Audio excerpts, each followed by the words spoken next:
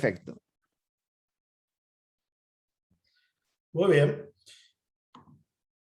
Al final voy a hacer una presentación, les voy a compartir mi pantalla y al final me voy a abrir a preguntas, como recomendó Daniel, las podemos hacer por el chat, aunque quizás al final podemos hacer con levantar la mano de la manera clásica y tratamos de responderlas. Bueno, muy bien, primero les voy a compartir mi pantalla. Me imagino que ya todos están acostumbrados a este tipo de conversaciones y cursos. Conviene siempre tener cerrado el audio, así no se escuchan a los perros y a los hermanos y a los hijos y a los tíos gritando por la casa y así no nos distraemos entre todos. Confírmenme si ya se ve mi pantalla. ¿Sí? Muy bien. A ver, que se mezclan las cosas aquí. Comparto desde el principio y le entramos con todo. A ver, tienen que justo me queda arriba de... Ahí está. Ahí vamos. ¿Listos? Bueno, muy bien. Para mí siempre es un privilegio servir a la iglesia porque creo en la iglesia. La iglesia es la portadora del único mensaje capaz de transformar al ser humano de adentro hacia afuera y en términos eternos. La iglesia de Cristo es la sal de la tierra, es la luz que echa fuera la oscuridad y a la vez que destaca lo que debe ser destacado. Y cuando decimos que es la sal, trae el gozo del espíritu, condimenta la vida de otros con consuelo, con misericordia y sobre todo con la raíz del cristianismo, la gracia de Dios expresada en Jesucristo. Que cuando la reconocemos a través de la fe, cambia nuestra vida de manera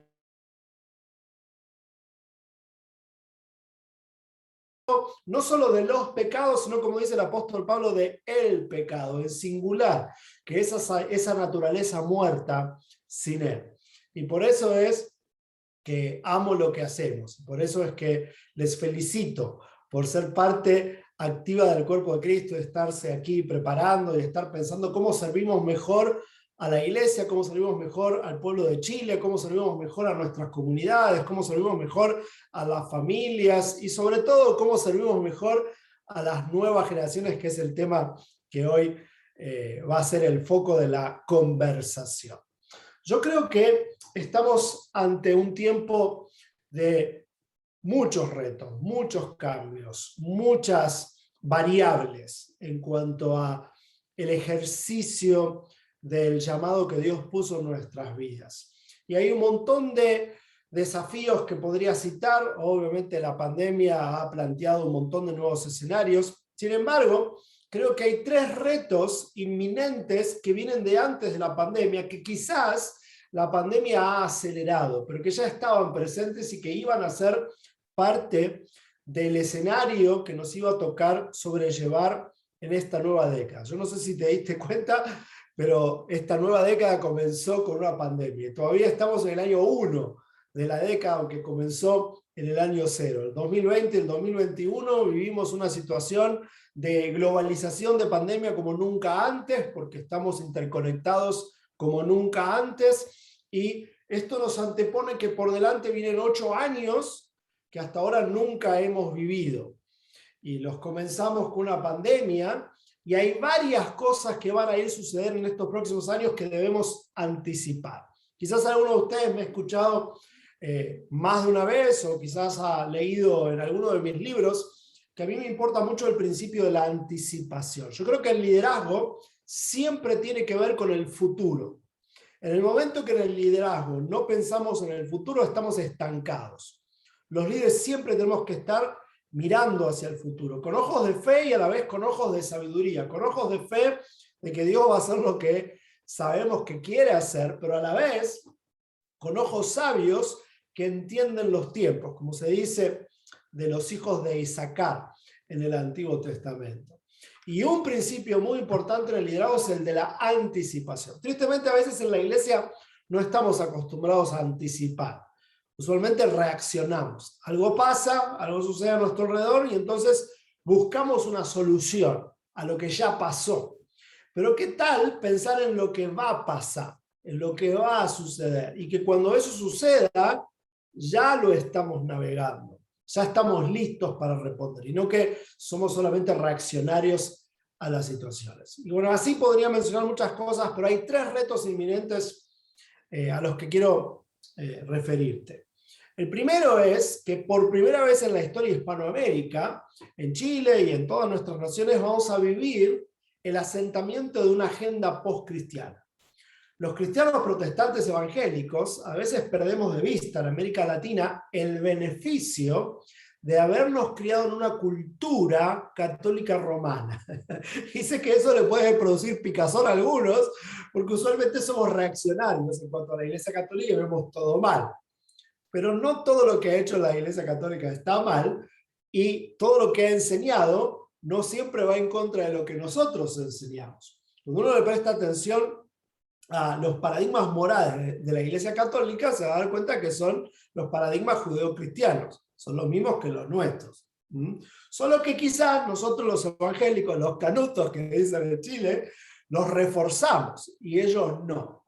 Pero hasta ahora todos sabían a nuestro alrededor qué estaba bien y qué estaba mal. Pero ahora estamos viviendo una nueva era de postcristianismo donde esos valores se disipan, donde los presupuestos de moralidad han ido cambiando de manera vertiginosa en los últimos años. Y nos vamos a encontrar con que se va instalando una agenda postcristiana, donde el desafío intrínseco ya no es la inmoralidad, o sea, gente que va en contra de la moralidad de la cultura, sino la amoralidad.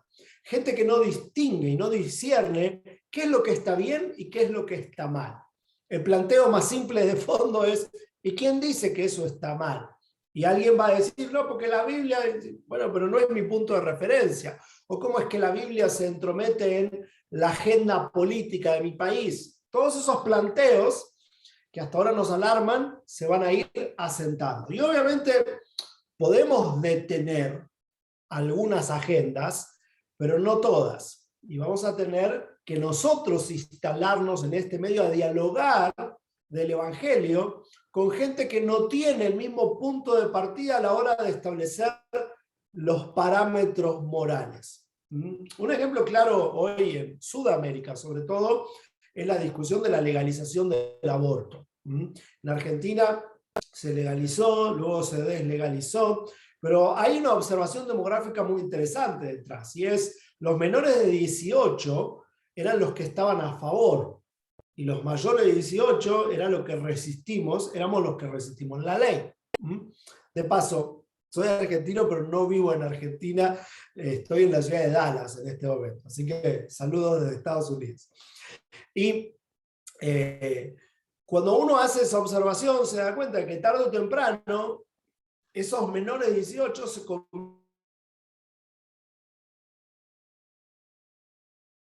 que va a suceder una legalización de agendas como el aborto. Y entonces el planteo que tenemos que hacernos es cómo enseñamos de eso, no a gente que se alarma al escuchar de eso, sino a gente que lo considera normal y de hecho que lo considera positivo. Así que este es uno de los retos que debemos anticipar. En unos años se van a legalizar un montón de conductas que no representan nuestra moralidad.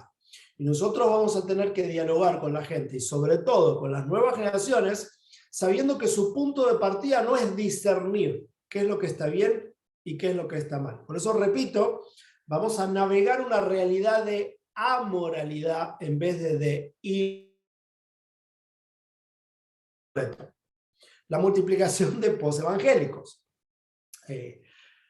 Hace algunos años atrás, el foco de nuestro evangelismo iba hacia los católicos nominales. Gente que había nacido en un hogar católico, pero que nunca practicó el catolicismo y que podía entender algo de nuestro vocabulario porque se había criado en esa cultura católica romana. Pero hoy, al ir a evangelizar al mundo, nos estamos encontrando cada vez más posevangélicos. Gente que no solamente tiene la cultura católica, sino que conoce bien nuestro lenguaje y hasta tiene una agenda en contra de la iglesia. ¿Por qué? Porque muy probablemente hay una historia detrás de enojo con la iglesia. En algunos países como Guatemala es muy, muy fácil encontrarse con gente que se llama evangélica, pero cuando uno indaga en lo que cree y lo que hace, se da cuenta que son evangélicos nominales, igual a los católicos nominales que encontrábamos hace 15 o 20 años atrás. No solo que están enojados con la iglesia, sino que no distinguen, que no son cristianos aún si se llaman evangélicos, porque ser evangélicos y ser cristianos son dos cosas diferentes. Ser evangélico puede ser una cultura eclesiástica más que una realidad interior de convicción. Y esto también va a ser un gran desafío para la iglesia, porque vamos a tener que revestirnos de humildad y pedir mucho perdón. Vamos a tener que acercarnos a la gente sin justificar lo malo que se hizo, sin intentar defender a la iglesia, siendo más honestos y admitiendo que la iglesia está hecha de personas imperfectas, porque el único perfecto es Cristo.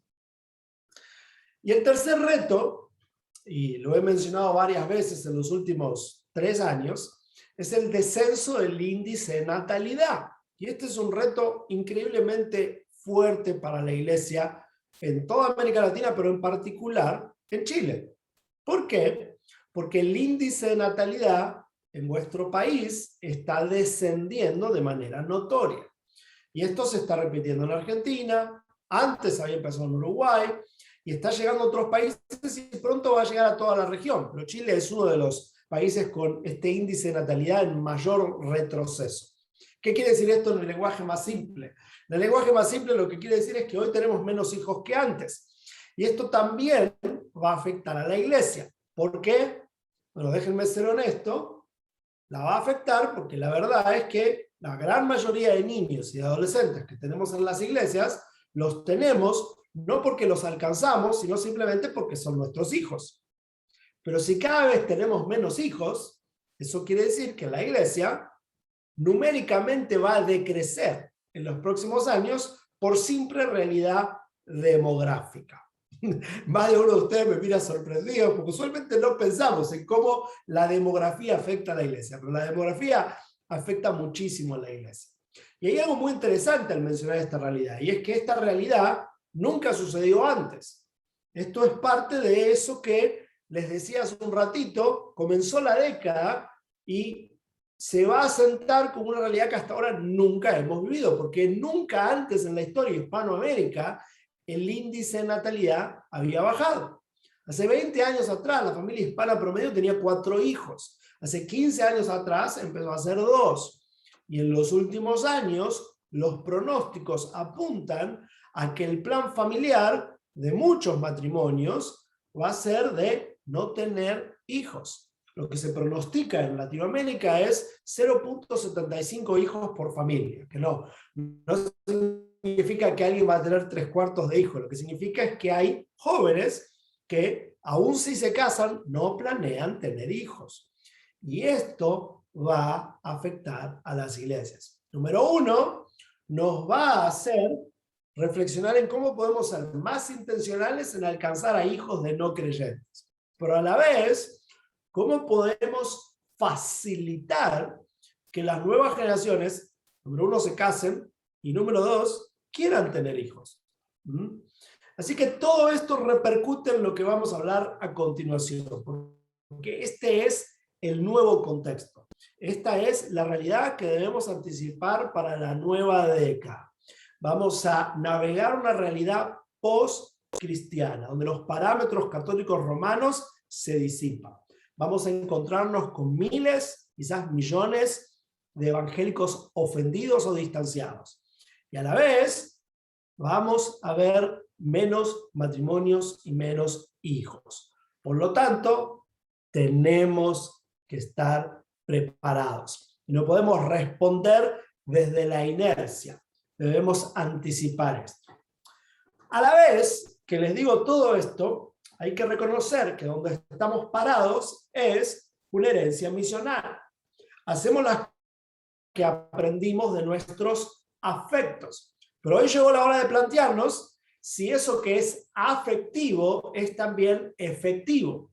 si eso que aprendimos de nuestros afectos, y me refiero a nuestros padres, nuestros pastores, nuestros mentores, los misioneros que comenzaron nuestras iglesias, es eficaz para cumplir con lo que Jesús puso en nuestras manos para hacer.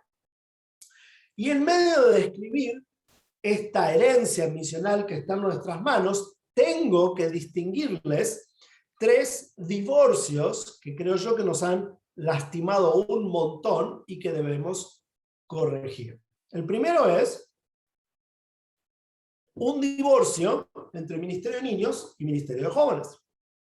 En el 99%, con mucha fe, el 98% de las iglesias evangélicas en América Latina, el Ministerio de Niños y el Ministerio de Jóvenes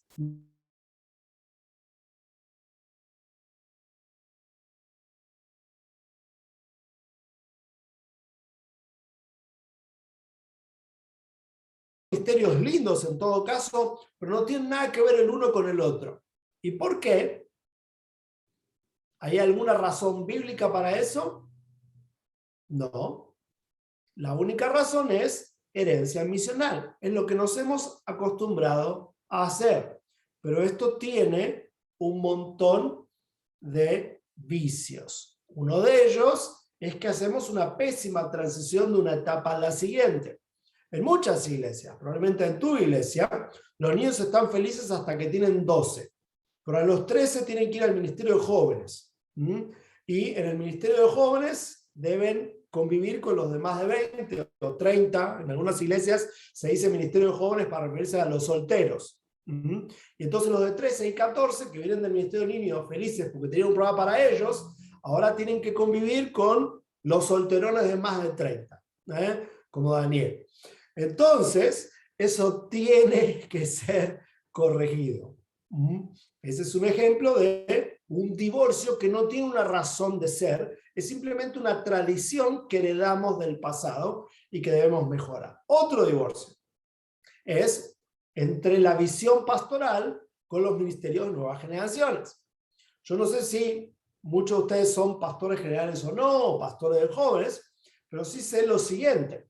En la mayoría de nuestras iglesias, el chip heredado del siglo pasado es que el pastor y su esposa se enfocan en los adultos y que el trabajo con nuevas generaciones es tarea de líderes primerizos que practican, que hacen sus primeros pasos en el ministerio con las nuevas generaciones, y nadie dice esto, pero la idea es para luego llegar al ministerio en serio, que suponemos que es el ministerio de adultos.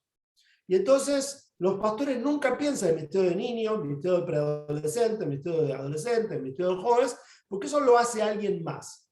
Y el resultado es que se crea un distanciamiento entre lo que pasa con las nuevas generaciones, que quieren cambios, que quieren robar la iglesia, que quieren usar otro lenguaje, con la visión pastoral. Y otra vez, no hay ninguna razón para que esto suceda, simplemente es un chip heredado. No hay una confirmación bíblica de que el pastor solo tiene que ocuparse de los adultos. Nuestro mapa mental nos enseñó lo siguiente: el pastor piensa en enseñarle la Biblia a los adultos el domingo, que los adultos traigan a los hijos, y la esposa del pastor trabaja con niños cuando tiene niños pequeños, y luego se gradúa hacia el ministerio de mujeres. Y ese es nuestro mapa. Y hacemos eso por inercia. Bueno, heredamos un divorcio que debemos corregir. Y hay un tercer divorcio que es todavía peor. Peor que los anteriores, Lucas, sí. Es todavía peor. Y es que hemos divorciado la influencia de la iglesia con la influencia de la familia. Porque de alguna manera los misioneros norteamericanos nos convencieron que ministerio es lo que sucede en el templo o lo que sucede en las reuniones con aquellos que tienen un título eclesiástico. Y los padres que están en el hogar y no en el templo, como no tienen un título eclesiástico, no asumimos que tienen un ministerio, que es el ministerio de ser padres. Y eso tiene un montón de connotaciones negativas. Lo que fuimos aprendiendo muchos de nosotros desde niños fue que para que nuestros hijos aprendan la Biblia había que mandarlos al templo. Nosotros no teníamos esa responsabilidad. Mando a mis hijos a la escuela dominical. Y en la adolescencia, cuando empiezan a tener problemas de rebeldía, que el pastor de jóvenes, el líder juvenil, los arregle. Yo tengo que dar un buen ejemplo en casa, pero enseñar la Biblia y conversar de cosas espirituales, no, lo único que a mí me toca es poner los límites, porque soy papá. Y del otro lado, los líderes jóvenes nunca pensaron que los padres son parte de su público. Sí, les hablo a ustedes, líderes jóvenes. ¿Crees que tu tarea es hacer una reunión semanal? O si alguno de ustedes trabaja con niños, lo que te enseñó la iglesia es que tu tarea es hacer una clase bíblica por semana para niños. ¿Y los padres? No sé. Los padres son tu público. ¿Por qué? Porque no hay manera de influenciar a las nuevas generaciones de manera ideal sin involucrar a los líderes naturales que Dios ya les dio, sobre todo si son creyentes. Pero esto no lo aprendimos de la misiología del siglo pasado. En el siglo pasado aprendimos a divorciar lo que sucede en el hogar de lo que sucede en la casa. Y los padres abdicamos de la enseñanza bíblica y los líderes no involucramos a los padres. Pensamos que nosotros somos los que tenemos ministerio y los padres son un apéndice. Esto debe ser corregido. Y necesitamos entonces un reset. Necesitamos resetear la computadora. Necesitamos empezar de nuevo. Necesitamos volver a la palabra, ¿sí? Y revisar qué es lo que la Biblia nos enseña y luego abrir los ojos y contextualizar los principios bíblicos en el hoy y en nuestra geografía. Yo a veces, no es que me enojo, pero yo veo por ahí, me preocupa, que algunos dan la idea de que la iglesia no está contextualizada y se tiene que contextualizar. Pero la iglesia siempre está contextualizada. El problema es que muchas veces está contextualizada en otra geografía y con retraso. Está contextualizada en los 50, en los 60, y en Estados Unidos, o en Europa, o en Australia. Pero el punto es, si hoy tenés un ministerio en Santiago, o en Viña, o en el sur, y vivís en Valdivia en el 2021, no estás en México en los 90, o en Australia, o en Europa, o en Estados Unidos en los 80. Estás en Valdivia, en Santiago y en Viña en el 2021. Entonces el punto es cómo contextualizamos los principios bíblicos en el aquí y ahora. Bueno, de eso escribí en el libro Liderazgo Generacional. Te propongo en este libro, después de estudiar un montón de años y de observar críticamente un montón de realidades, es cómo organizar mejor nuestros esfuerzos para cumplir con lo que el Señor nos enseñó. Que comienza con este texto, que si trabajas con nuevas generaciones lo tienes que tener bien subrayado, porque Jesús en el Nuevo Testamento, más exactamente en Mateo capítulo 22, dice que aquí se cumplen la ley y los profetas. Los fariseos le preguntaron, Jesús, ¿qué es lo más importante de todo? Y citó esto, que se conoce como la Shema, en Deuteronomio 6, y dice así: Oye Israel, el Señor, nuestro Dios es, y debemos amarlo con toda nuestra capacidad mental, con todo lo que eres y con todo lo que vales. Debes pensar constantemente en estos mandamientos y debes enseñarlos a tus hijos y hablar de ellos cuando estés en la casa, cuando caminas con ellos, al acostarte, al levantarte. Átalos en tu mano, llévalos en la frente, escríbelos en la puerta de tu casa y los portones de tu ciudad. Este es el gran mandamiento. Amarás al Señor tu Dios con todo tu corazón, con todo tu alma, con toda tu mente, con todas tus fuerzas, y amarás al prójimo como a ti mismo. Es la parte que no sabemos. Pero a veces perdemos de vista el principio táctico del versículo 7. Y esto, repíteselo a la siguiente generación. Ocúpate que tus hijos también lo conozcan.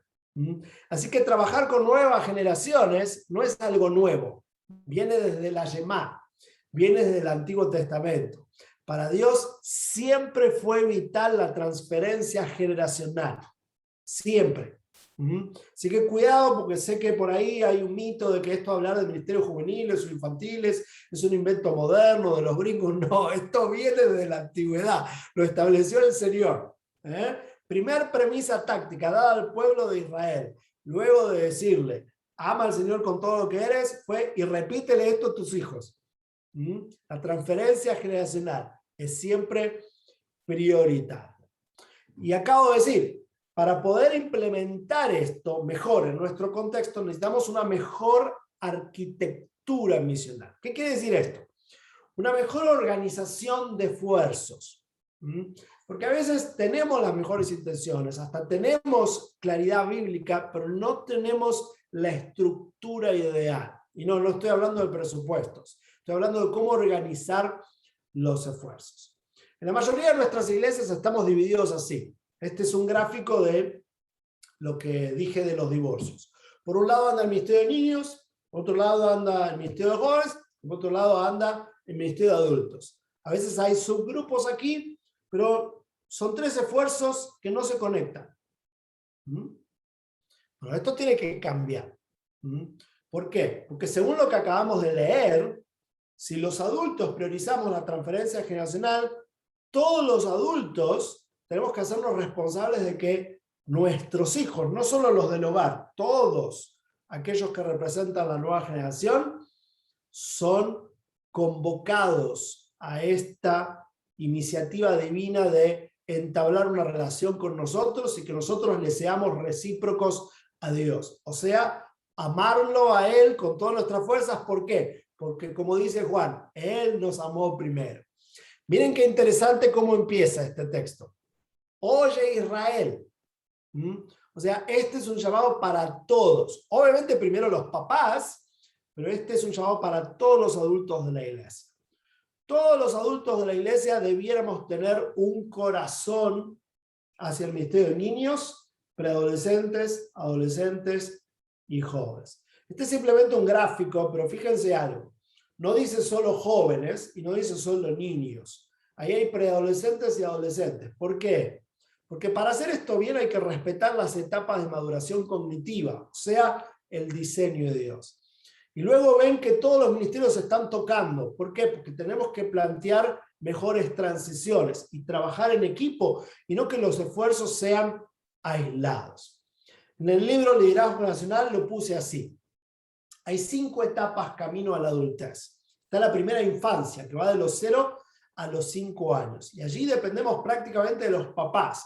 Por eso la iglesia debe alentar a los papás, no debe distraerlos con demasiadas obligaciones y debe animarlos. Y luego empieza el sistema educativo, la ventana de la educación formal, que de hecho a eso es que se refiere el nombre del ministerio que represento. E625 crea herramientas especializadas para niños desde los 6 hasta jóvenes de 25 años. ¿Por qué? Porque eso es lo que hoy se conoce como la ventana de la educación formal. Allí está la niñez, la preadolescencia, la adolescencia y la juventud. Y cada una de estas etapas demanda una pastoral inteligente. Ahora mira esa flecha que está en el medio del círculo, conectando estas 4 etapas. Hay algo súper interesante que sucede cuando uno observa cómo Dios diseñó el aprendizaje. Aprendemos más imitando que escuchando ideas, ¿cierto? Y hay algo natural que todos hemos experimentado. Cuando somos niños, admiramos a los preadolescentes. Cuando somos preadolescentes, admiramos a los adolescentes. Y cuando somos adolescentes, admiramos a los jóvenes. Por ejemplo, cuando estamos terminando el secundario, miramos a los de universidad que ya manejan y tienen permiso. Cuando somos niños, vemos a los que están terminando la escuela y pasan a la siguiente etapa, como esos ya son los chicos grandes. Esto es natural, nos ha pasado a todos. Lo que no es natural es que la iglesia ha dejado de usarlo a su favor. ¿Por qué? Porque en Occidente comimos una metodología de enseñanza occidental que no tiene nada que ver con lo que Dios le enseñó a su pueblo para hacer. Por eso en el libro Liderazgo Generacional, y en un ratito les explico un poco más, propongo que tenemos que involucrar a nuestros mejores preadolescentes con los niños, a nuestros mejores adolescentes con los preadolescentes y a los mejores jóvenes con los adolescentes. ¿Por qué? Porque los niños, los preadolescentes, los adolescentes y los jóvenes necesitan modelos de la siguiente etapa de maduración. Porque si no se los proveemos de manera intencional, no es que no los tienen, sino que los eligen de lo que encuentran por ahí en el mundo. Por eso la iglesia tiene que ser intencional en proveer buenos modelos. A veces tenemos la idea de que si nosotros no discipulamos a nuestros hijos o a las nuevas generaciones, es que se quedan sin discipulado. No, esa es una idea equivocada. Si la iglesia no los discipula el mundo. Siempre son discipulados por alguien. Por eso es que la iglesia tiene que ser intencional. Pero falta algo todavía aquí en el esquema, que son los adultos, que le modelan también a los jóvenes la siguiente etapa, y que se involucran en cada uno, desde los dos lados, desde la familia y desde la iglesia, sumando fuerzas para crear el mejor acompañamiento que podamos hacia una vida adulta y madura en Cristo Jesús. Pero hay otra cosa que planteo en el libro Liderazgo Nacional que es muy importante. Y es que también tenemos que revisar nuestra manera de producir enseñanza. Y esto tiene que ver con lo que decía recién de los modelos. O producir, quizás mejor dicho, es aprendizaje. Usualmente nuestro proceso de enseñanza es el siguiente. Hacemos una propuesta que llamamos predicación del Evangelio. Así la llamamos, pero básicamente es un monólogo donde explicamos una verdad bíblica e inspiramos a la gente a confiar en esa verdad. Y lo que esperamos que suceda es que la gente llegue a la aplicación de esa verdad. O sea, que planifique para su vida esos principios y que diseñe cambios de conducta a raíz de esa verdad que nosotros le explicamos, le inspiramos a creer. Somos honestos, hay iglesias que explican más de lo que inspiran y hay otras iglesias que inspiran más de lo que explican. Pero todos queremos que la gente llegue a la aplicación. Ahora, la pregunta que tenemos que hacernos los líderes de hoy es, con este proceso de enseñanza, ¿la gente está llegando a la aplicación o no? ¿Qué piensas tú? ¿Está la gente aplicando lo que escucha en la iglesia? Seamos honestos. Todos conocemos gente que tiene 30 años de escuchar sermones todas las semanas del año y no aplica ni la mitad de lo que ha escuchado. ¿Cierto o no? ¿Por qué es? Bueno, yo le he hecho esta pregunta a muchos pastores y me han dado todo tipo de respuestas, pero básicamente te las resumo en dos. Usualmente los pastores me dicen, bueno, la gente no aplica porque es desobediente, o la gente es bruta, me ha dicho alguno. Y obviamente hay algo de cierto en eso, porque somos todos pecadores, y porque al fin y al cabo alcanzamos a gente de todos los sectores sociales, y no toda la gente es educada, y hay gente que por naturaleza es rebelde, ¿cierto? Entonces, hay algo de verdad ahí. Del otro lado, muchos pastores me dicen, no, lo que pasa es que la gente no llega a la aplicación porque siempre les repetimos lo mismo. En muchas iglesias estamos tan tentados a decirle a la gente lo que quiere escuchar, que siempre nos pisamos con las mismas verdades y entonces la gente no aprende doctrina, no aprende demasiado y por eso no puede dar una cuenta soluble acerca de su fe. Bueno, puede ser que haya algo de verdad en eso también. Sin embargo, a mí se me ocurre que hay una tercera razón, que es que el problema está en la metodología, no nuestras intenciones ni las intenciones de la gente. Porque si la gente viene a la iglesia es porque quiere practicar lo que la iglesia enseña. ¿Sí? Y nosotros queremos que la gente aprenda y aplique lo que enseñamos. Pero pensemos en la metodología. Dije antes que esta propuesta viene en el siguiente formato. Es un monólogo de 40 minutos en la iglesia promedio, ¿cierto? Aunque ustedes saben, hay iglesias donde si no se predica más de una hora, no fue bíblico el sermón o no bajó el Espíritu Santo. Pero usualmente hoy es 40, 45 minutos el sermón promedio. Ahora, ¿de dónde sacamos que ese es el formato que tenemos que utilizar? En algún versículo de la Biblia dice que la manera ideal de predicar es a través de un monólogo. Ubica por un momento lo que hacemos, eso que nosotros llamamos predicación del Evangelio. Si estuviéramos en el ámbito político, lo llamaríamos discurso. Si estuviéramos en el ámbito pedagógico, académico, lo llamaríamos clase magistral o masterclass. Si estuviéramos en el ámbito de la comedia, en muchos casos lo llamaríamos stand-up, pero más largo. Lo que es un monólogo. ¿Eh? ¿Y de dónde sacamos el modelo? Viene de la Biblia. Míralo a Jesús por un momento. Lo tenemos a Jesús predicando continuamente. Sin embargo, ¿cuántos discursos largos dio? Con muchas ganas tenemos el Sermón del Monte, aunque muchos eruditos dicen que él simplemente iba conversando con los discípulos, pero pónganle que sí, fue un gran discurso. Tenemos 3 años de ministerio de Cristo y un solo discurso. Luego saltamos al libro de los Hechos, tenemos un discurso de Pedro, uno de Esteban y otro de Pablo. ¿Y dónde están los demás discursos?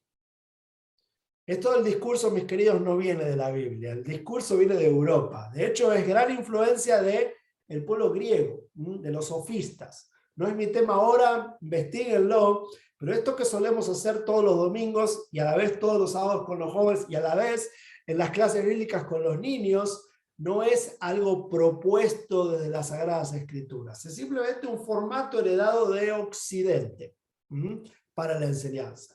Y es al menos limitado.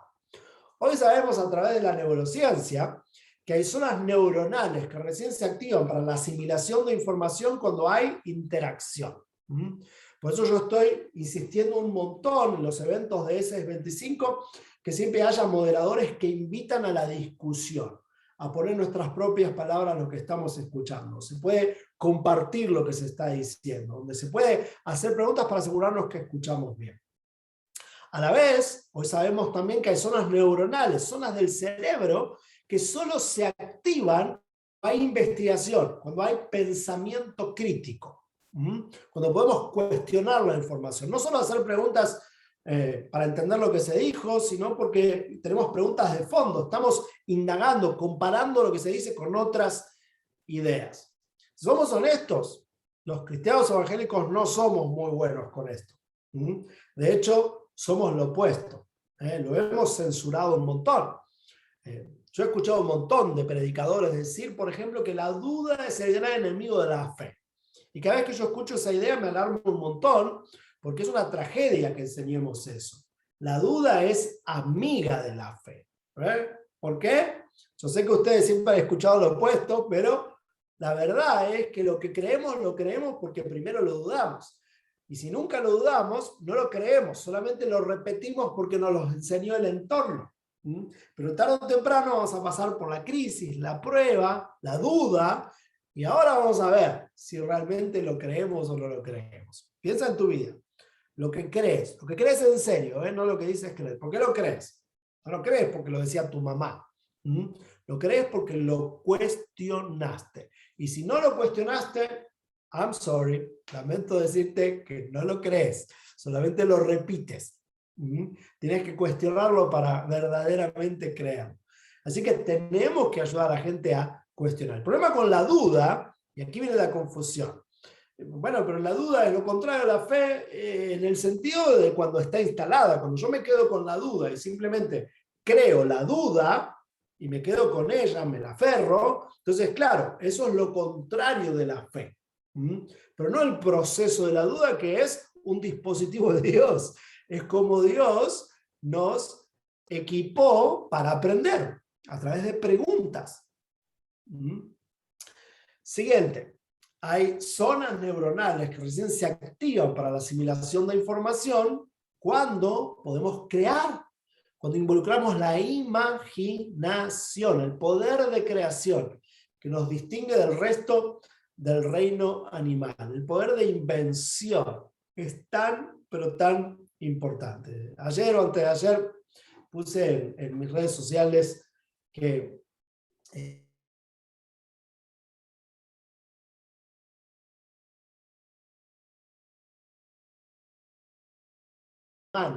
es una prerrogativa que distingue a la raza humana por haber sido hecha a imagen y semejanza de el Creador.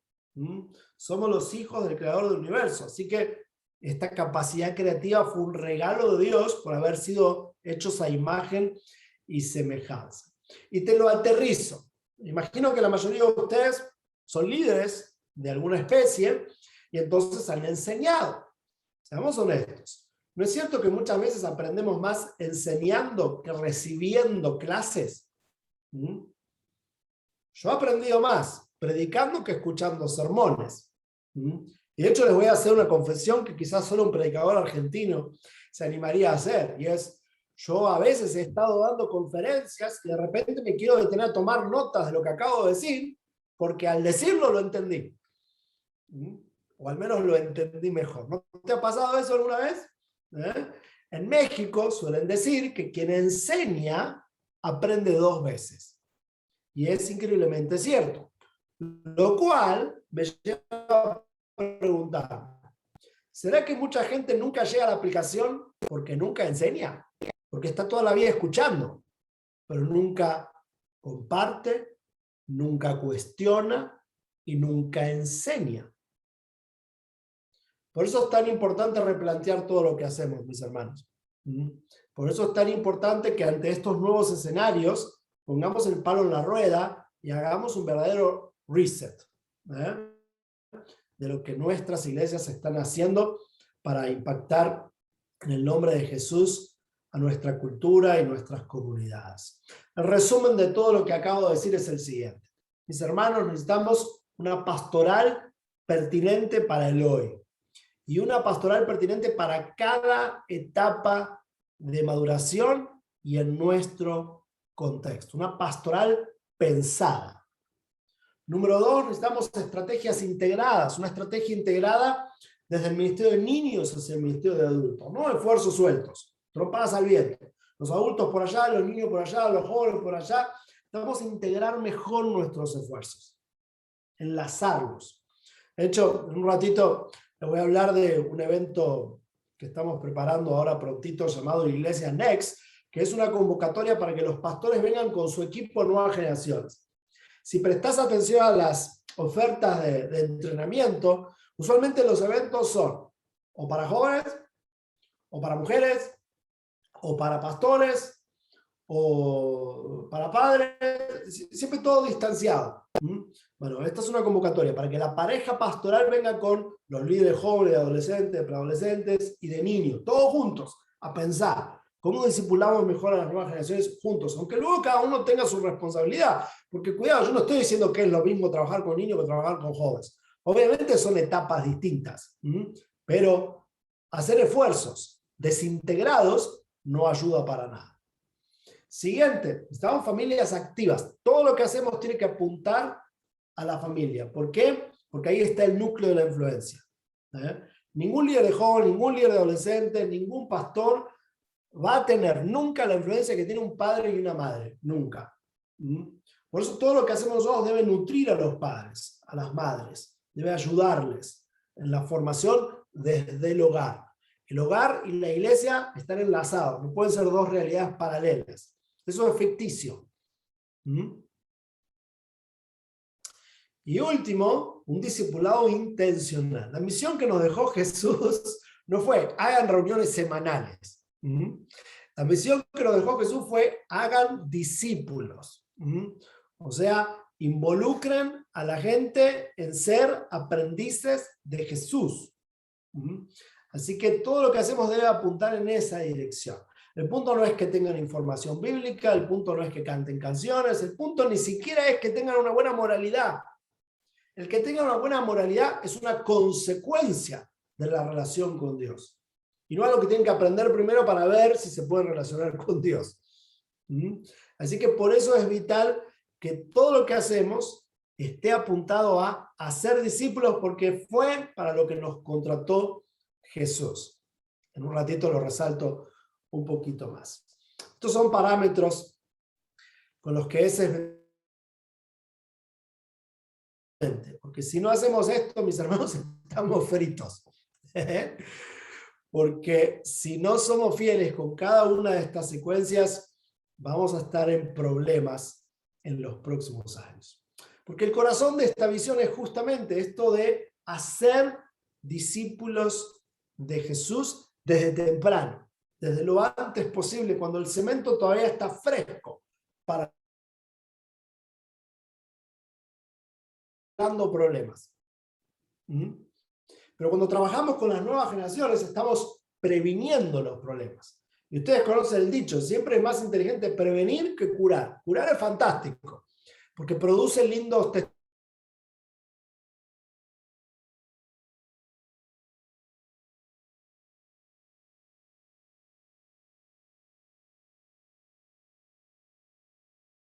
Bienaventurado aquel que no anduvo en el consejo de malos, que no se sentó en la silla de los pecadores. Ese es el testimonio que quiero para mis hijos. Prevengamos los problemas, en vez de que la gente venga a Jesús luego de una vida desastrosa. En la iglesia, llegó la hora de grabarse esto, hay que tatuarlo en la mente. El éxito de la iglesia depende del discipulado. ¿Por qué? Porque si Jesús dijo, vayan y hagan discípulos, si no hacemos eso, siempre vamos el video semanal. Porque el punto no era hacer videos ni traer gente al templo. El punto era hacer discípulos de Jesús. Algunas ideas, antes de ir a las preguntas, que a mí me han ayudado mucho para ayudar a otros líderes también, es revisar la naturaleza de la iglesia y de nuestra misión. Yo creo que una correcta misiología sana y corrige una buena eclesiología. La misión es lo que determina la esencia de la iglesia. La iglesia no hace misiones, la iglesia es una misión. Tristemente, el paradigma del siglo pasado fue que misiones es un esfuerzo de la iglesia. Y usualmente lo relacionábamos a irnos a otra geografía. Los misioneros nos enseñaron eso porque vinieron de Estados Unidos a Chile y entonces nos quedó ese modelo.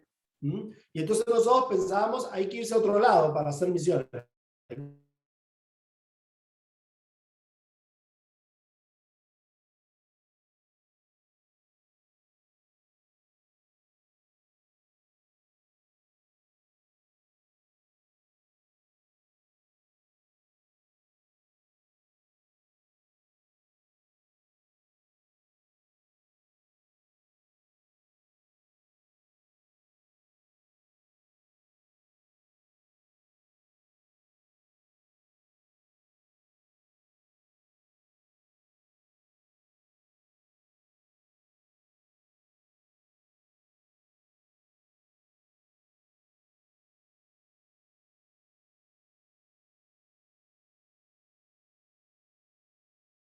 Se nos cayó, parece, Lucas.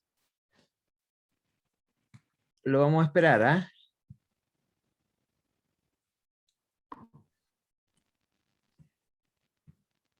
Ahí estamos, ¿no? Acá dejamos. Muy bien. Y otra idea que trae claridad al tema, y que es un juego de palabras igual, es que la iglesia no es la que tiene la misión, sino que es la misión la que tiene a la iglesia. ¿Por qué? Porque la misión fue definida por Jesús. La comunidad que hace a la iglesia va cambiando de personas, de momentos. Nosotros somos finitos, pero la misión permanece. Obviamente hasta el día en que Jesús lo determine, llega la segunda venida, pasamos a otra etapa, pero mientras, la iglesia es una comunidad que va cambiando de personas y miembros, pero siempre tiene la misma misión. Así que es la misión la que tiene a una iglesia.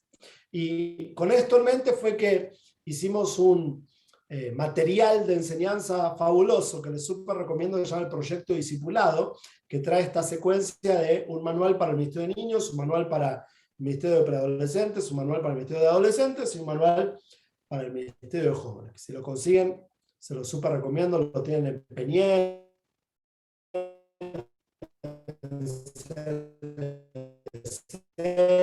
cualquier librería cristiana, es liderazgo generacional. Si ustedes visitan s25.com, ¿me voy a conectar? ¿Puede ser? ¿No? ¿Estamos bien? Sí, se va y se viene, pero Ahí está. estamos bien. Qué raro. Bueno, si ustedes visitan s25.com, van a notar que somos muy intencionales en proveer herramientas para los pastores acerca del trabajo con nuevas generaciones, para el Ministerio de Niños, de preadolescentes, de adolescentes, de jóvenes y de padres, porque fuera de ser lo que nosotros hacemos, creemos que es vital que toda la iglesia agarre la onda con especializarse mejor, de tener en cuenta la vitalidad, lo crucial que es alcanzar a las nuevas generaciones lo antes posible y hacerlo bien. Como decíamos hace un ratito, tristemente le damos el chip de que la iglesia trabaja con adultos y los adultos son los que traen a los hijos y ahí termina su responsabilidad. Pero en realidad una iglesia que avanza y que crece y que es sana, prioriza el trabajo con nuevas generaciones. ¿Por qué? Primero, por lo que ya dijimos, las nuevas generaciones son la tierra fértil para producir los cambios, están definiendo la identidad, están por tomar las decisiones más condicionantes de la vida. Pero número dos, hay una realidad que tiene que ver con dinámicas familiares, a la cual también es prudente observar. Y es que la familia promedio no funciona con los adultos con los hijos haciendo lo que quieren los padres, sino que los padres funcionamos en torno a el bienestar de nuestros hijos. Queremos para nuestros hijos, entonces invertimos en nuestros hijos. Y cuando nuestros hijos están bien y avanzan, nosotros estamos felices, ¿cierto? De hecho, esa es la razón de por qué, a pesar de que en muchos lados hay escuelas públicas, tantos padres mandan hijos a escuelas privadas. O sea, pudiendo enviar a sus hijos a algo que es gratis, o que se descuenta de los impuestos, pagan doble porque lo enviamos a la mejor escuela. Pero es una locura si uno lo piensa así. ¿Por qué voy a pagar por algo para lo que ya pagué? Bueno, lo hacemos porque estamos buscando lo mejor. Por eso yo siempre le digo a los pastores, mirá, si tus jóvenes, adolescentes, preadolescentes, sobre todo los niños, están felices en la iglesia, los padres van a ofrendar felices a la iglesia. ¿Por qué? Porque ven el resultado en los hijos. Si los hijos están felices, los padres van a invertir. Si tu paradigma está al revés y los hijos vienen obligados porque son los padres los que los traen de la oreja, te vas a pegar contra el techo. Porque cuando a los hijos se les hace pesado ir a la iglesia, tarde o temprano se les hace pesado a los padres también. Por eso es tan importante que revisemos todos estos paradigmas. Y por eso es que SS25 está haciendo un montón de materiales de enseñanza bíblica con esta idea de producir conversación, que indaguen, que lleguen a conclusiones personales, sino solamente que les tiramos el discurso y que digan amén. Y por eso también queremos mejorar todos los programas y darles herramientas a los padres. Nuestras iglesias pueden crecer. Nuestras iglesias pueden no solamente sobrevivir a este tiempo que estamos viviendo, sino que podemos superar todos estos desafíos. Porque si hay alguien que cree en la iglesia de Dios,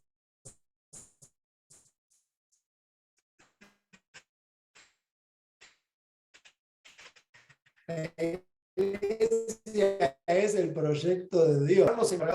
Es porque la podemos cumplir. Voy terminando y les invito a visitar también iglesianext.com, que es esta iniciativa que antes mencioné, una jornada de actualización para equipos ministeriales. Vamos a estar en 20 países, en 19 países de habla hispana, más los Estados Unidos, y vamos a tener 21 sedes, porque en Estados Unidos es tan grande que vamos a tener una sede del este y una sede del oeste, y es un encuentro online con propuestas tácticas cortas y luego discusión. Y de hecho usamos tecnología de punta para poder hacerlo de una manera muy, muy interactiva. Termino con este antes de las preguntas.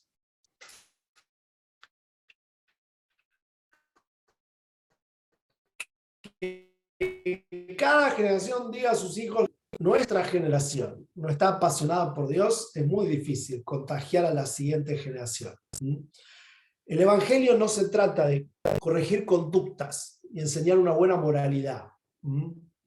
Se trata de un testimonio que se transfiere. Amamos a Dios porque nos amó primero, cultivamos una relación con Él y queremos que otros tengan una relación con Él. Y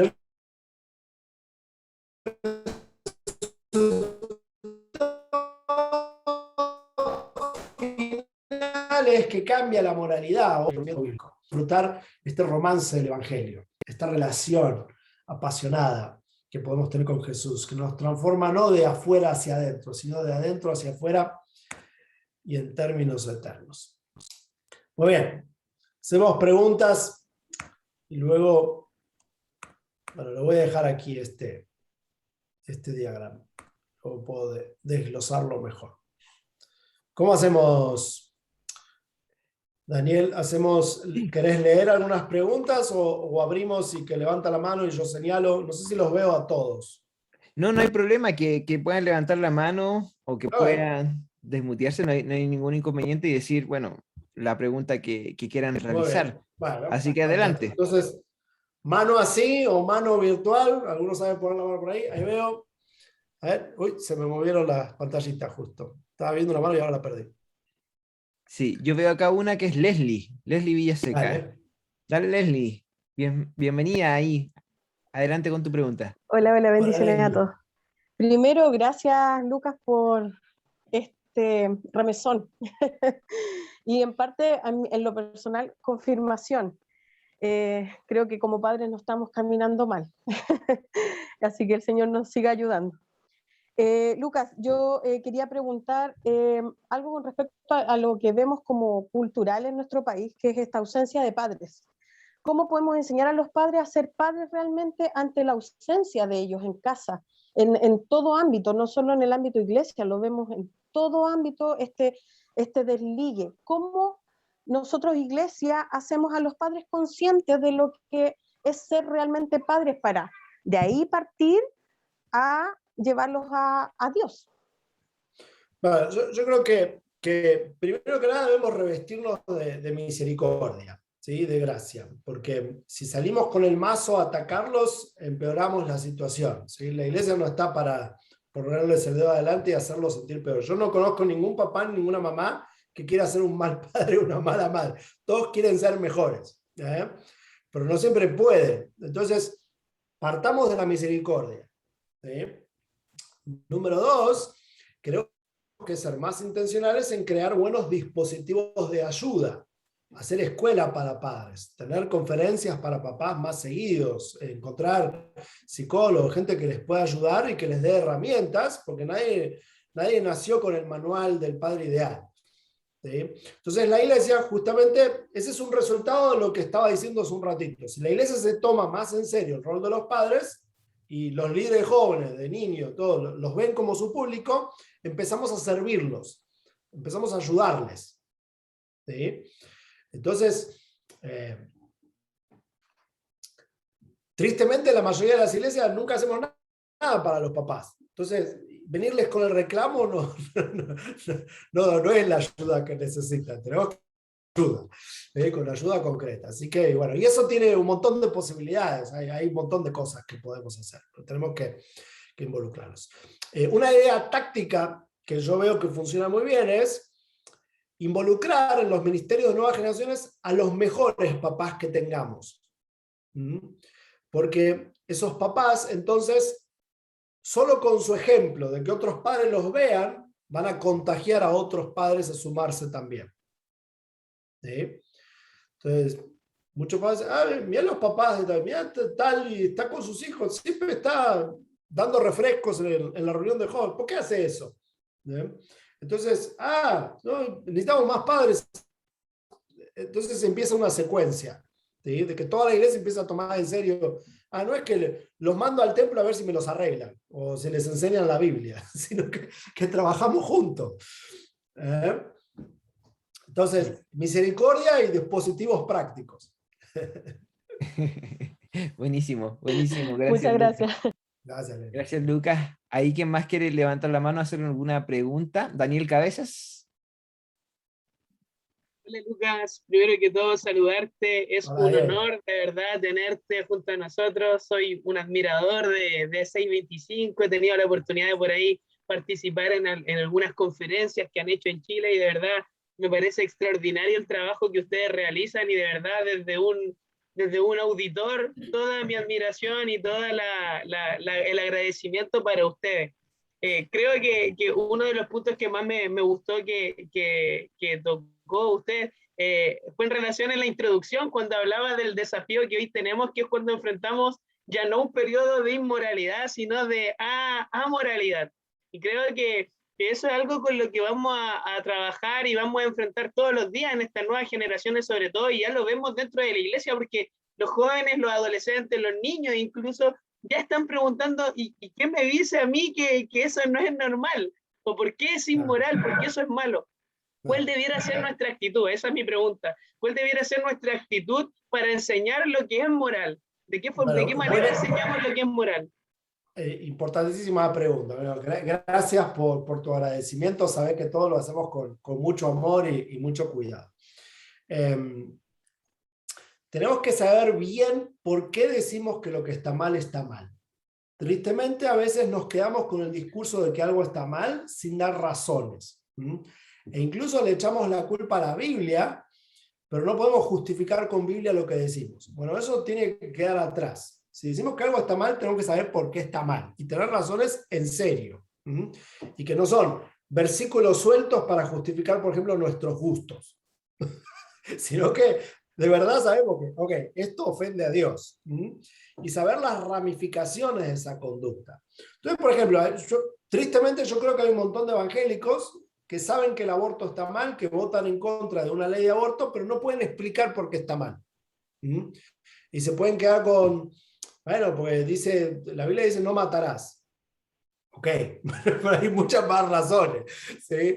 Entonces, tenemos que saber por qué enseñamos lo que enseñamos. Entonces, una de las claves está en que ahora necesitamos mucho más fundamento, porque antes la gente no nos cuestionaba, entonces nos podíamos quedar con esas declaraciones generales.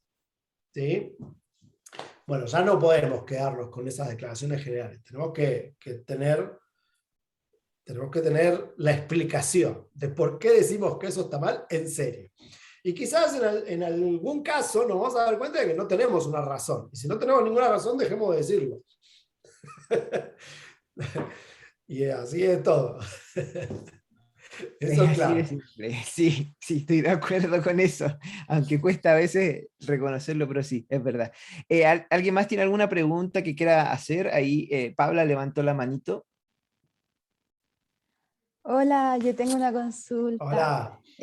Yo igual he seguido su ministerio desde hace mucho, que a mí me entregaron el Ministerio de Jóvenes cuando yo era, no sé, pues yo tenía 20 años, ya tengo 24, y me ha costado mucho, entonces le quería pedir un consejo así, ¿cómo poder liderar a jóvenes? Porque yo tengo una crisis con mis jóvenes. Y a mí lo que me llamó la atención a usted, lo que me dijo de que estamos juntando a los jóvenes, a los adolescentes, con personas mayores, con personas de 30 años. Sí. Y eso yo lo vi, y yo lo viví, yo vi la incomodidad de ellos y cómo ellos eran desplazados por los adultos.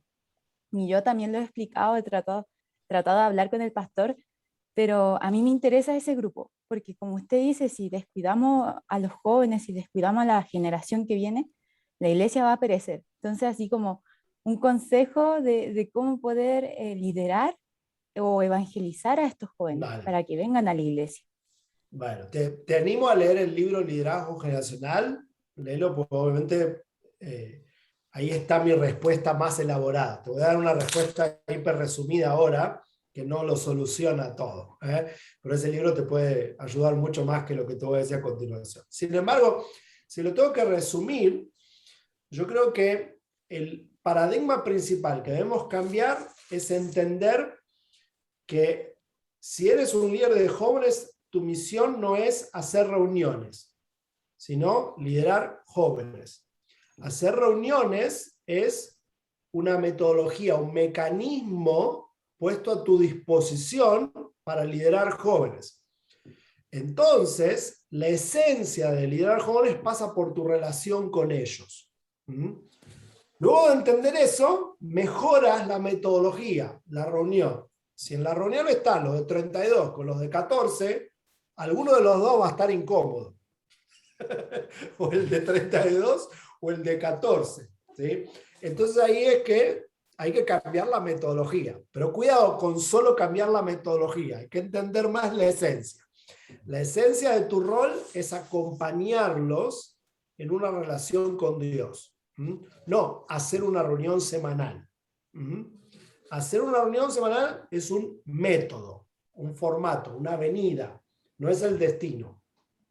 ¿Sí?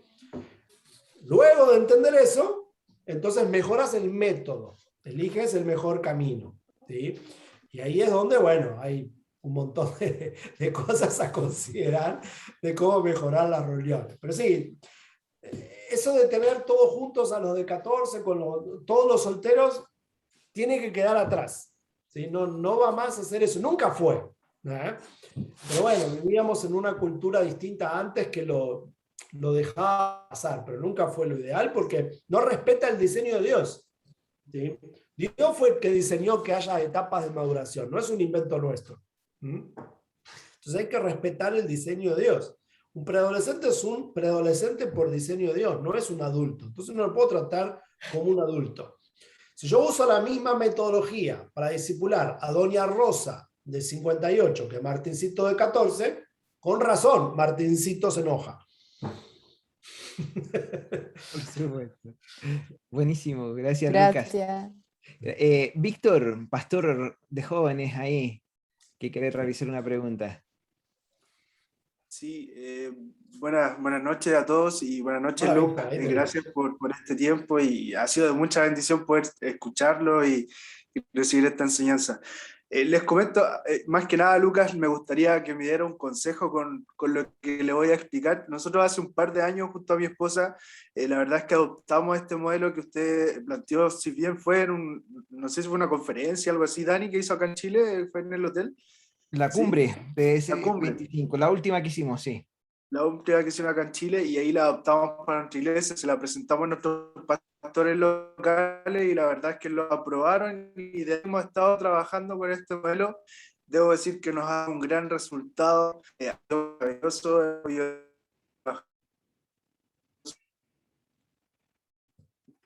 Víctor, te nos fuiste ahí un poco, ¿no? Sí, justo me perdí. Sí, Víctor, si puedes comenzar quizás de nuevo a decir que te resultó con tus pastores, ahí nos quedamos. Perdón. Sí, me salió un mensaje y mi conexión está inestable.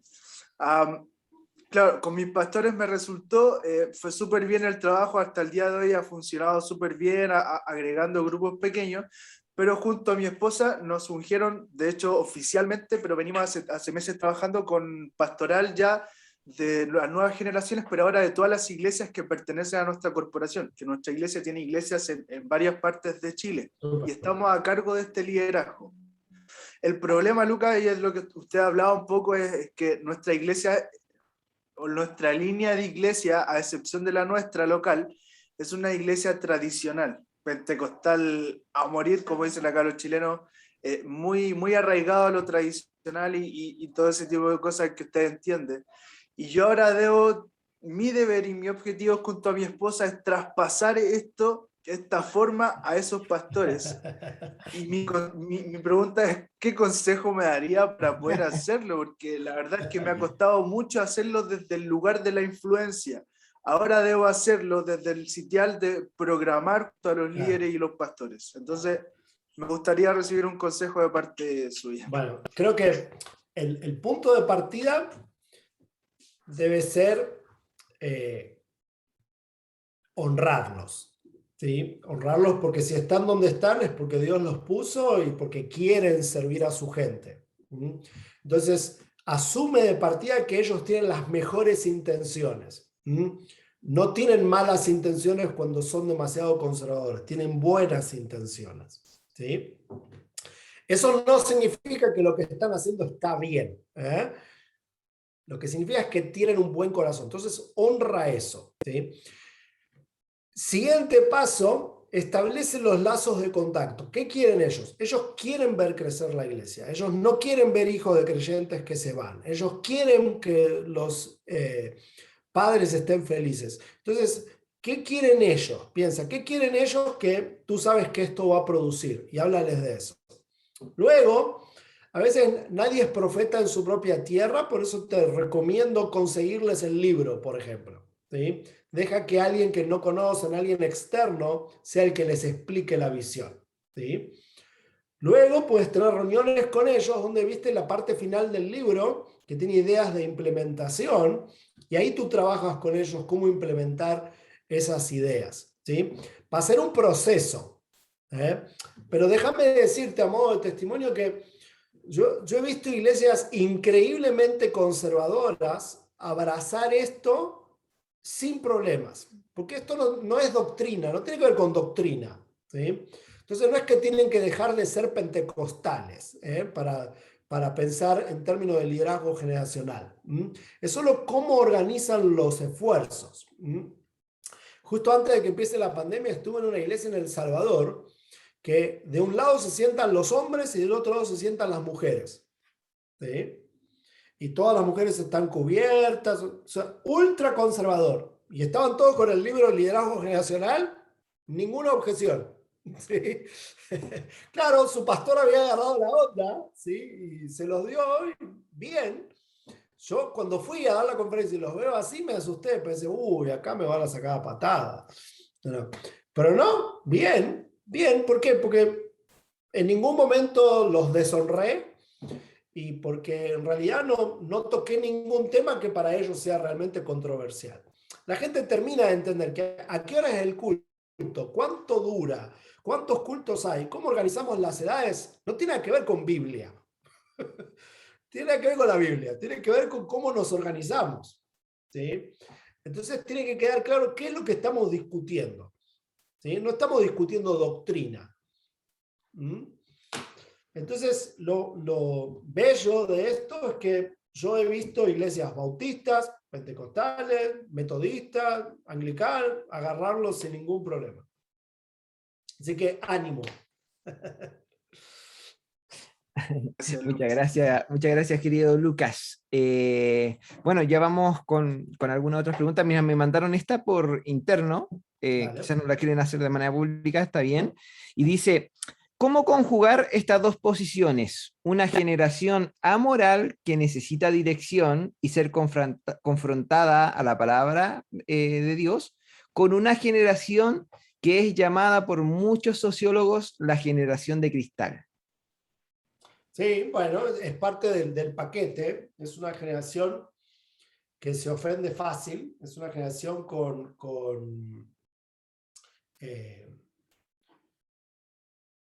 una exacerbación de qué piensa el otro debido a las redes sociales, pero a la vez que todo vale, ¿sí? Entonces eso es lo que nos toca. Entonces tenemos que ser muy misericordiosos, las relaciones son fundamentales. No se trata de ofenderlos, corregirlos. Corregir y ofender son dos cosas diferentes, ¿sí? Lo que pasa es que a veces nosotros los evangélicos tenemos esta idea ridícula, perdonen, de creer que corregir a alguien es regañarlo, ¿sí? En vez de explicarle amorosamente, ¿sí? O sea, un cristiano maduro corrige por amor, no por venganza. No para que vean que están equivocados y sepan que la verdad, esa no es la motivación. La motivación es salvífica, ¿sí? Queremos ayudarles, queremos salvarlos, queremos que eviten lo que les hace mal. Eso no significa que todo lo que vamos a decir lo van a asimilar bien. A veces algunos se van a ofender, ¿eh? Pero tiene que ser muy notable cuál es nuestra intención. Creo que cuando nuestra intención es buena y la notan, resisten mejor eso de ofenderse. Tan fácil. Excelente, excelente. Yo te quiero revisar quizás la última, porque no veo que alguien esté levantando la manito, la última pregunta, y es consultarte. ¿Qué es lo que la iglesia, qué es lo que nosotros deberíamos o debemos haber aprendido en este periodo de pandemia? ¿Qué es lo que tú crees que deberíamos haber aprendido?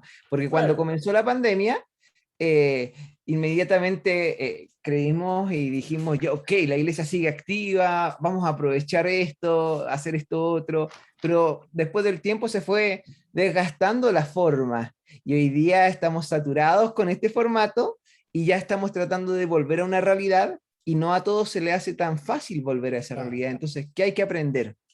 Ya. Yo creo que lo primero que la iglesia aprendió cuando empezó la pandemia fue que el templo era una herramienta y no la esencia de la iglesia. supuestamente ya lo sabíamos, pero no lo entendíamos. ¿Sí?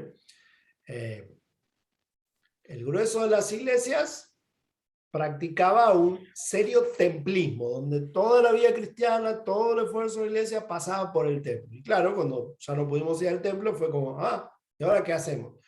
Y corroboramos que podíamos ser iglesia sin tanto templo. El problema fue que la segunda instancia fue la de la transmisión. Transmitimos contenido, ¿sí? Y entonces empezamos a hacer un montón de reuniones en Facebook, en YouTube, en lives de Instagram, todo lo que fuera transmisión. Y seguimos con eso, pero tarde o temprano eso también produce desgaste, porque al fin y al cabo es algo más para mirar en una pantalla, que está bien, como estamos haciendo ahora. ¿Sí? Está genial cuando hay buen contenido, pero mantener el ritmo de buen contenido cuando es algo continuo y por edades es súper difícil. ¿Sí? Entonces eso nos debe movilizar a la siguiente instancia, que es la de la conexión, donde en vez de solo transmitir contenido, le preguntamos a la gente cómo está y estamos conectados. ¿Sí? Vemos en qué anda, qué problema tiene, ¿sí? que hablamos, que hay una ida y vuelta, hay una interacción. Algunas iglesias han manejado eso mejor que otras. ¿Sí? Es muy curioso, porque las iglesias que solo se quedaron en la transmisión, espero no ofender a ninguno, pero esta es una realidad que debemos notar. El que tiene el mejor programa gana. Por eso es que algunas mega iglesias hoy tienen más gente mirando que nunca antes. El problema es que esa multitud de gente mirando es anónima. No saben quiénes son. No, se congregan online. Me decía un pastor de España, que es un músico muy conocido, es que ahora nos mira un montón de gente de países de América Latina, pues se desconectó con su iglesia local y nos mira a nosotros. ¿Sí? Está genial que miren algo. Sin embargo, esa gente es anónima, no está siendo pastoreada, no se congrega. Lo que mira es un programa de televisión, ¿sí? en la compu. Esa es la verdad. Del lado de la iglesia grande que tiene un buen programa, ¿está mal querer que mucha gente mire nuestros programas? No, está genial. Pero tenemos que saber que eso no significa que se están congregando. Se congregan cuando alguien sabe su nombre, sus problemas, qué hacen, hay un ida y vuelta. ¿Sí? Entonces tenemos que movilizarnos hacia la conexión. ¿Sí? Si fuera por hacer programas, si la iglesia se convierte en un programa de televisión, perdemos como en la guerra. ¿Por qué? Porque los que hacen programas de televisión hacen programas mucho más entretenidos que los nuestros. Vamos. Hay gente profesional de hacer programas de televisión o película. Si el punto es que la gente mire una pantalla, Netflix nos come crudos. El punto no es que la gente mire una pantalla. El punto es que la gente crezca en Cristo. Entonces, ¿cómo hacemos eso? ¿Sí? Bueno, entonces tenemos que movilizarnos hacia la conexión. Obviamente, al ir volviendo lo presencial, se va a facilitar. La tecnología llegó para quedarse, ¿sí? La tenemos que seguir utilizando para los procesos pastorales, y vamos a tener que luchar contra el síndrome del templismo, porque era más cómodo y más barato quedarnos con hacer reuniones semanales que hacer lo que Jesús nos pidió que hagamos, que son discípulos. Así que bueno, esos son los desafíos que nos toca vivir y esperamos ser fieles al Señor. Que Dios nos ayude, sí. Terminamos con esta sí es la última, y le damos oportunidad aquí al pastor Alex Rivas, que quiere hacer una pregunta. Sí, perdón, a lo mejor me extremité, yo sé que era la última, perdón. Pastor Lucas, Dios te bendiga. Sí, me quise levantar la mano porque me llamó la atención el comentario que nos hacía, y a mí también me llama la atención eso. Tampoco quiero ofender a nadie, espero que no hayan aquí personas de esas congregaciones, pero yo siempre he sentido, y creo que lo hemos compartido en algún momento, Daniel, que hay lo que yo llamo las iglesias de moda. No las culpo, porque como bien acaba de expresar, qué genial que se conecten todos, pero siempre hay ministerios como que están en boga, como que son así como los que están aquí, el top 10 de los ministerios más grandes, que han acaparado una gran cantidad de personas conectándose a ellos. Y eso, como vuelvo y repito, no es malo para ellos, pero sí implica lo que acaba de decir, que es una especie de congregación flotante e indeterminada que no tiene una... O sea, es difícil decir, son miembros de mi congregación, etcétera, etcétera. Claro. Una de las cosas que apuntamos, o que se apunta al mismo el Ministerio S25, apunta a las relaciones de las personas. Y obviamente, si presencialmente para una iglesia, entre comillas, grande, el tema de relación ya era complicado, a raíz de lo cual salieron los conceptos, conceptos que nosotros consideramos modernos, pero que han sido de siempre, pero las famosas iglesias celulares, los grupos de conexión, que los grupos pequeños, etcétera, etcétera, con el fin de poder tener estas relaciones que nos hacen falta, ¿verdad? ¿Cómo hacemos esto? Porque hay algo también, es cierto que también lo dijiste, esta modalidad no se va a acabar con la pandemia. No. Yo siento que esto del asunto de los cultos, las transmisiones, van a seguir a pesar de que la pandemia cese.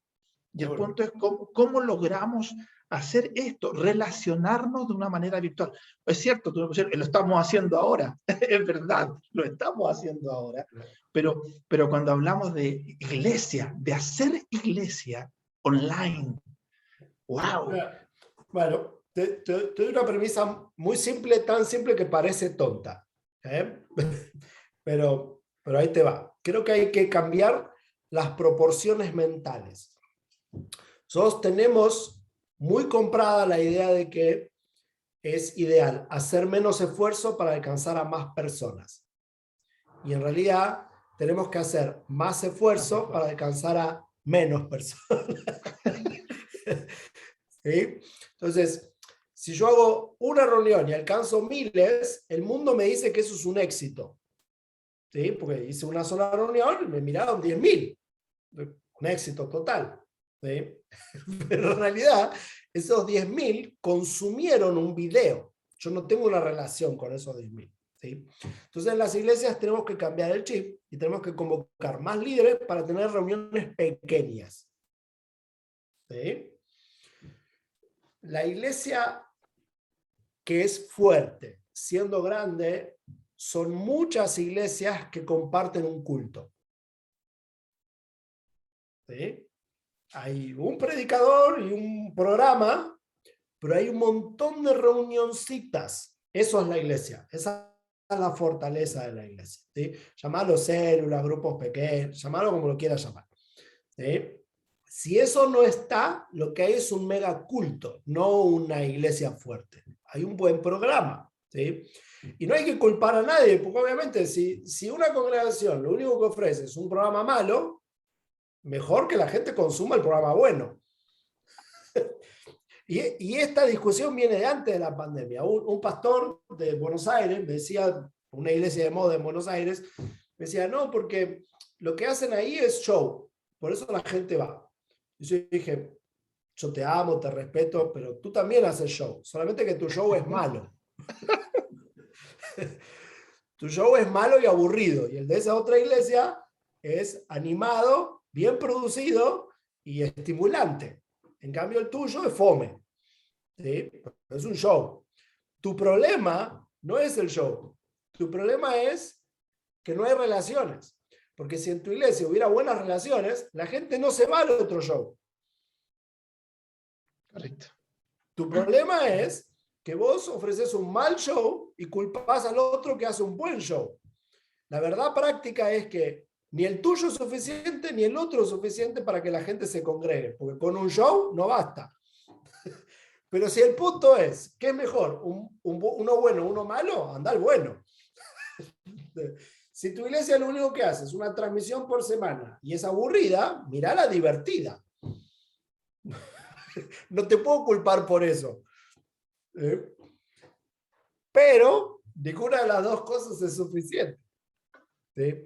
Y es otra vez lo que hablábamos antes, este chip de que lo que hacemos son reuniones. No, eso no es lo que nos pidió que hiciéramos Jesús. O sea, si yo tengo que elegir entre un predicador aburrido o un predicador divertido, por supuesto que elijo al divertido. Si yo tengo que elegir entre un grupo de alabanza que desafina y uno que suena sublime, por supuesto que elijo al que es sublime. Entonces, siempre voy a mirar el mejor show. ¿Sí? Pero tenemos esta idea de que si es bueno es un show y si es malo no es show, es bíblico. Eso es un disparate. Es un mal show, aburrido, mal hecho. Eso es lo que es. Eso es un culto. ¿Sí? Lo que necesitamos son relaciones. Porque el llamado fue a ser discípulo. Correcto. Exacto. Buenísimo, buenísimo. Por ahí preguntaban dónde conseguir material de 625. Bueno, en la página. S25.com, visiten la página web, ahí hay de todo. Obviamente estoy en las redes sociales, uso mucho Instagram. De hecho, el lunes que viene empiezo a hacer unos lives que solía hacer hace unos meses y paré por vacaciones, pero ahora voy a volver a hacerlo. Los invito a participar también. Bueno, estamos para servir. Y estén atentos a Iglesia Next de Chile. Es por país, porque va a ser contenido muy bueno, discusión, súper práctico y fabuloso. Buenísimo, buenísimo, Lucas. Te damos las gracias por tu tiempo, por la disposición de siempre. Vamos a estar ahí siguiendo todo lo que está haciendo 625 como siempre. Te mandamos un abrazo, te agradecemos, oramos por ti, por tu familia, por el ministerio de verdad, y gracias por el tiempo que nos has entregado a nosotros en esta masterclass. Súper.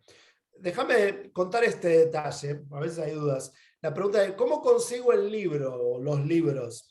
Bueno, todos los libros de S25 están en tu teléfono, en Google Play, Kindle y iBooks. Está en tu teléfono o tableta, ¿sí? Y si los quieres en papel, todas las librerías cristianas te lo consiguen. Y sepan esto, las librerías cristianas no son sucursales de las editoriales, sino negocios privados que compran para vender. Así que no es que nosotros los obligamos a tener lo que queremos que tengan, ellos compran lo que quieren. Así que si tú le dices, quiero tal libro, ellos te lo van a conseguir, no hay manera de que no te lo consigan.